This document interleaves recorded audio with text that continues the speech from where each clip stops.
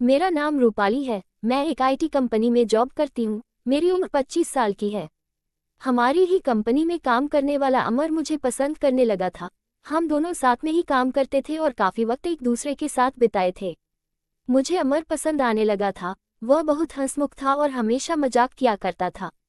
कभी कभी हम दोनों बाहर रेस्टोरेंट में भी खाने चले जाते थे। एक साल साथ काम करने के बाद अमर ने मुझे शादी के लिए प्रपोज किया। कहा, रूपाली, मैं तुम्हें चाहने लगा हूँ। तुम बहुत खूबसूरत और हसीन हो। मेरी जिंदगी में आकर मेरी जिंदगी को संवार दो। मैं खुशी खुशी उससे शादी के लिए हाँ कर दी थी और वह रिश्ता लेकर मेरे घर पर आ गया था। हमारी शादी तय हो चुकी थी और शादी को अब बस 20 दिन रह गए थे। घर पर शादी की तैयारी जोर से चल रही थी, पर मैं अभी ऑफिस जा रही थी और शादी के 2 दिन पहले ही मैं छुट्टी लेने वाली थी। प्राइवेट कंपनी में छुट्टी मिल पाना मुश्किल होता है, इसलिए सारी तैयारी मेरे घर वाले ही कर रहे थे। मेरे भैया तो बात बात पर मेरा मजाक उड़ा रहा था और मैं अंदर ही अंदर खुश थी कि अब मेरी जिंदगी में एक नया मोड़ आएगा। मेरे अकेलेपन भरी जिंदगी में अब मुझे प्यार मिलने वाला था और जिस चीज़ की ज़रूरत हर इंसान को होती है वह चीज़ मिलने वाली थी। अब मैं अमर के ख्यालों में ही खोई रहती थी।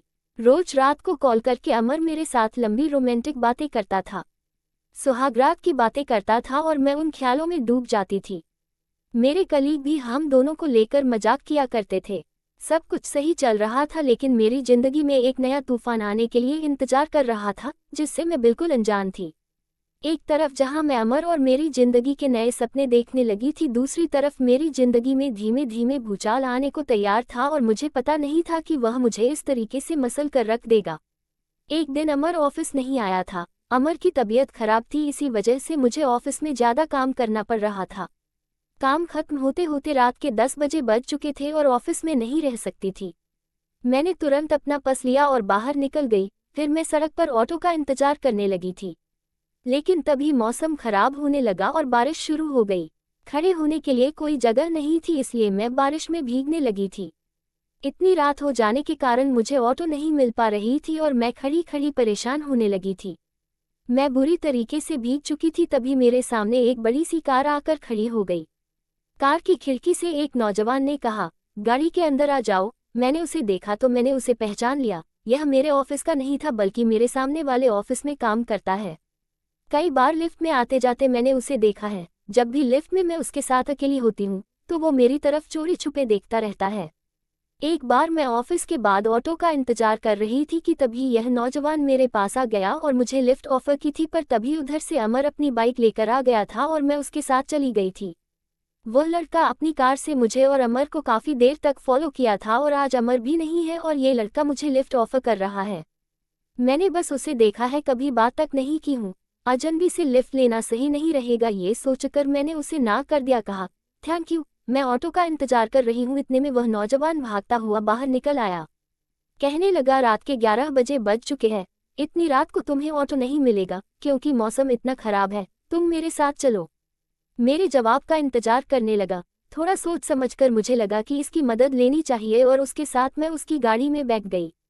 उसने कहा, तुम तो बुरे तरीके से भीग चुकी हो। मेरा घर सामने ही है, चलो पहले अपने कपड़े बदल लो, फिर मैं तुम्हें ड्रॉप कर दूंगा।